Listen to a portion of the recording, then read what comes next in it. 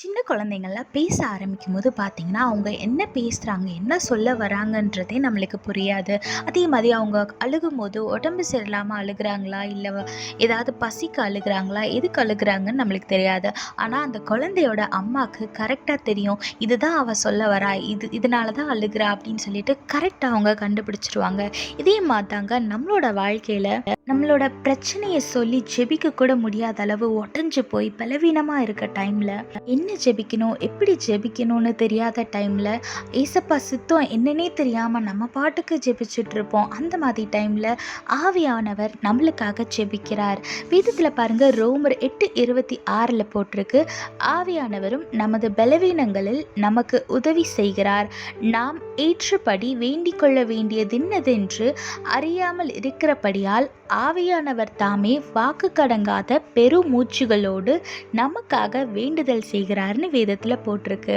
ஆமாங்க, நிறைய நேரத்துல நம்ம ரொம்ப உடஞ்சு போய் கவலையா பலவீனமா இருக்கும் போது நம்ம பிரச்சனையை யார்கிட்ட போய் சொல்றது, அப்படியே சொன்னாலும் அவங்க புரிஞ்சுப்பாங்களா, அப்படி இப்படின்னு நிறைய குழப்பங்களோட கவலையோட உடஞ்சு போய் செபிக்கிறதுக்கு கூட பலன் இல்லாம நம்ம நிறைய வேலைகள்ல நம்ம உட்கார்ந்து இருந்திருப்போம். அந்த மாதிரி டைம்ல நமக்காக யாராச்சும் பேச மாட்டாங்களா, நம்மளுக்கு ஆறுதல் சொல்ல மாட்டாங்களா அப்படின்னு நம்ம தவிக்கிற நேரத்துல ஆவியானவர் நம்மளுக்காக ஜெபிக்கிறாருங்க. அதனால யாருமே இல்லையே, என் சூழ்நிலை இப்படி இருக்குன்னு நீங்க கவலையப்படாதீங்க. உங்க சூழ்நிலை நிச்சயமா மாறும். தேவன் நிச்சயமா உங்க சூழ்நிலையை மாற்றி உங்களை ஆசீர்வதித்து உயர்த்தி வைப்பார். அதனால எதை குறிச்சும் கவலைப்படாம கர்த்தருக்குள்ள விசுவாசமா சந்தோஷமா இருங்க. கர்த்தர் நிச்சயமா உங்களை ஆசீர்வதிப்பார். ஆமீன். When a baby is trying to talk, most of the time we will not understand what they are trying to say, but her mother will understand exactly what they want. Likewise, in our life, when we are weak and when we don't know what to pray, when we don't know God's will, the Holy Spirit prays for us. Look what the Bible says in Romans chapter 8 verse 26. The Holy Spirit helps us in our weakness.